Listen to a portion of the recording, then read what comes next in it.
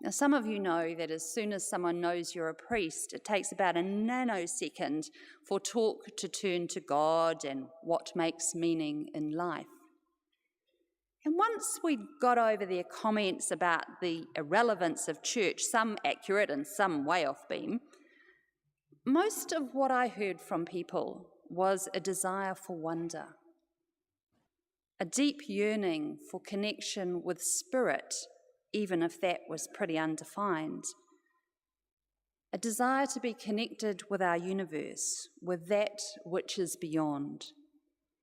And I despaired at the great gulf that exists between the church, obviously not this particular one, but the church in general and people of spirit.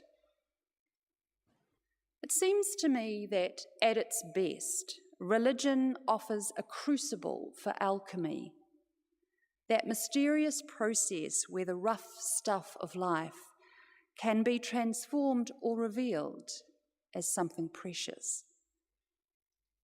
This happens through holding sacred the great mysteries of existence, using ritual, art, music, sound, and smell to activate our connection to the patterns of the universe, and at the same time so disturb us that we realize we are not separate selves, but part of an inexplicable interconnectedness. The funny thing is that as a result, boundaries quite naturally fall away, allowing mercy and justice to become commonplace. This is the life of the Spirit that we yearn for at our deepest core. Well, during the last 10 months, my life has been dismantled, and my own addiction to the familiar patterns has been unravelled. One of the things I've learnt from brain science is that we live in a neurological trap that allows us, on the one hand, to keep expanding our mind, that is, to learn an infinite number of new patterns, but also acts as a limit to our growth by allowing familiar patterns to give us reassuring feedback. This is why you might want to listen to classic hits and think NMN is gross. Stravinsky instinctively understood that music, like nature, needed constant upheaval if we are to grow, and he used musical dissonance to create that change. Jesus was an expert at dissonance in another way. He was a character steeped in his tradition and skilled in the art of Mediterranean oral debates, and someone who could argue the toss with the best of them in public stoushes. He also used stories that had familiar patterns that were recognisable to his audience, and like a Jodi Picoult novel, had a sting in the tale that created a jarring dissonance for individuals and communities. Right now, it seems as though we exist within a legalistic church structure addicted to familiar patterns of belief and behaviour, concerned with each jot and tittle of the law. If the offering from Bishop Philip into the gay and lesbian ordination discussion is anything to go by.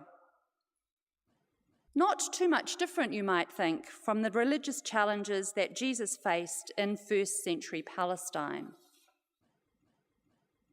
I guess we can go along with it, or challenge this addiction by creating a ruckus as radical as the one prompted by Copernicus and Galileo, with their really crazy idea that the Earth was orbiting the sun, turning long-held and untested beliefs upside down with scientific evidence.